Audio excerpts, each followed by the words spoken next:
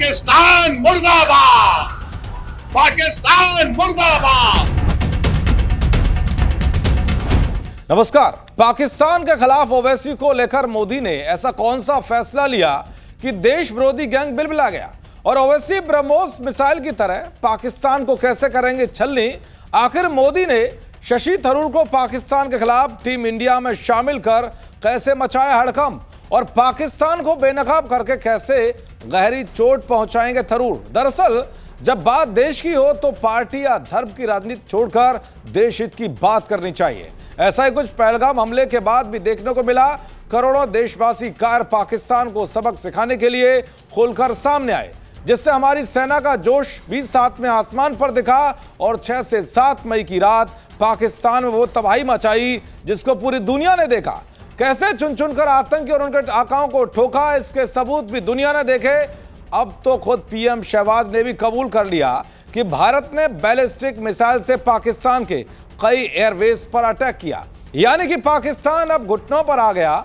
और इसका कारण अटैक ही नहीं, बल्कि जिस तरह से भारत ने पाकिस्तान का हुक्का पानी बंद किया, वो भी एक बड़ा ब्रह्मास्त्र है। पाकिस्तान अब पानी के लिए भारत के आगे गिड़गिड़ा रहा है, भीख मांग रहा है, लेकिन भारत ने साफ कह दिया है कि जब तक आतंकवाद पाकिस्तान से खत्म नहीं होगा तब तक उस पर ऐसे ही कार्रवाई जारी रहेगी। लेकिन फिर भी आतंकी मुल्क पाकिस्तान बाज नहीं आ रहा है, क्योंकि जिस ऑपरेशन सिंदूर में 100 से ज्यादा आतंकी मारे गए थे, अब उनके परिजनों के लिए पाकिस्तान के शहबाज सरकार के साथ ही राज्य सरकार ने 1 करोड़ रुपए का मुआवजा देने का ऐलान किया है। ऐसे में भारत ने भी इस पाकिस्तान के आतंकी चेहरे को दुनिया के सामने बेनकाब करने की पूरी तैयारी कर ली है। इसके लिए एक पूरी टीम भी बना ली गई है, और इस टीम में 2 ऐसे नाम सामने आए हैं जिसकी चर्चा पूरे देश में हो रही है। दरअसल पाकिस्तान के नापाक मंसूबों को दुनिया के सामने बेनकाब करने के लिए एक सर्वदलीय डेलीगेशन का गठन किया गया है।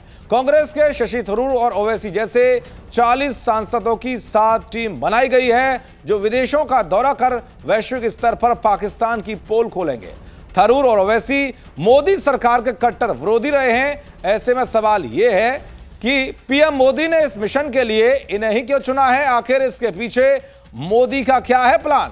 तो सबसे पहले बात करते हैं, आखिर मोदी ने पाकिस्तान की पोल खोलने के लिए ओवैसी को ही क्यों चुना। दरअसल ओवैसी ऑपरेशन सिंदूर के शुरुआत से ही समर्थक रहे हैं। उन्होंने कई जगह मोदी सरकार के इस फैसले का समर्थन किया और पाकिस्तान को खूब खरी खोटी सुनाई। ओवैसी ने पाकिस्तान को एक बेशर्म और असफल देश बताया था और उसे सजा देने की बात कही थी। इसके अलावा ओवैसी भारत में मुस्लिम समुदाय के एक बड़े नेता हैं, जो मुस्लिम को लेकर सरकार के सामने अपनी बात रखते हुए दिखाई देते हैं। अंतर्राष्ट्रीय स्तर पर ओवैसी की छवि एक पक्के मुसलमान की है। ऐसे में जब वो मुस्लिम देशों के सामने भारत का पक्ष रखेंगे तो उनकी बात में एक अलग वजन होगा। ओवैसी एक राजनेता होने के साथ साथ काबिल वकील भी हैं, जो अपनी बात को तर्क के साथ रखते हैं। तो वहीं हाल ही में ओवैसी के पाकिस्तान को लेकर ऐसे बयान सामने आए जिसने सबको चौंका दिया। अब बात करते हैं कांग्रेस सांसद शशि थरूर की। दरअसल शशि थरूर को संयुक्त राष्ट्र में काम करने का काफी लंबा अनुभव रहा है। थरूर 2006 में कोफी अन्नान के बाद महासचिव की रेस में थे, लेकिन वो महासचिव नहीं बन पाए थे।